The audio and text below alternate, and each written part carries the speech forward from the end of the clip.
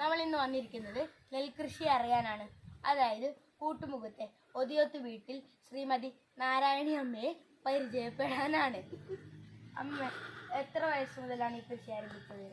12 വയസ്സ് മുതൽ. അമ്മമ്മയ്ക്ക് ഇതിൽ നിന്ന് എത്ര വരുമാനം ലഭിച്ചിരുന്നു?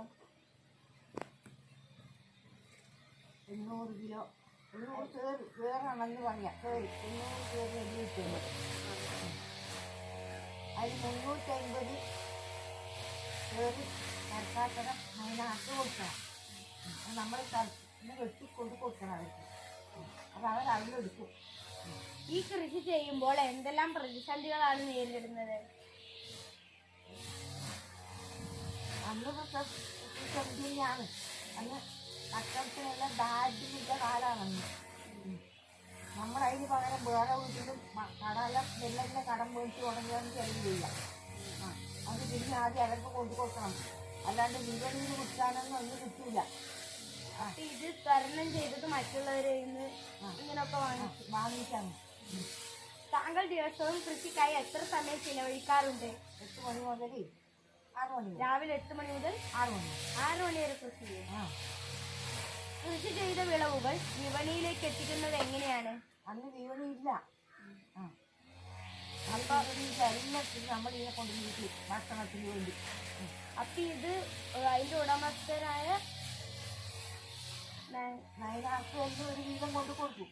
അപ്പൊ അവര് പൈസ ഒന്നും തരില്ല? ഒന്നും തരില്ല. ഒന്നും തരില്ല. അവരാണ് അതിന്റെ അവകാശി.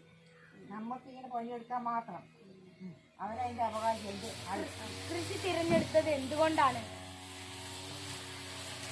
അന്ന് കൃഷിയേ ഇല്ലു. വേറെ ജോലി ഇല്ല. വിദ്യാഭ്യാസത്തിനൊന്നും പോയിട്ടില്ല. കൃഷിക്ക് പുറമെ മറ്റെന്തെങ്കിലും വരുമാന മാർഗമുണ്ടോ? ഇല്ല, വേറൊന്നുമില്ല. ഇല്ല. കൃഷി തന്നെയായിരുന്നു. എത്രാം വയസ്സ് മുതലാണ് താങ്കൾ കൃഷി ആരംഭിച്ചത്? 12 വയസ്സ്.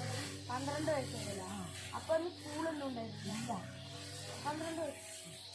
കാർഷിക രംഗത്ത് വന്നിട്ടുള്ള പുതിയ മാറ്റങ്ങൾ നിങ്ങൾക്ക് സഹായകരമാണ്. അതായത് ട്രാക്ടർ, ജലചക്രത്തിന് നേരം പമ്പിങ്, ഇതെല്ലാം സഹായകരമാണ്. അതെല്ലാം സഹായകരമാണ്.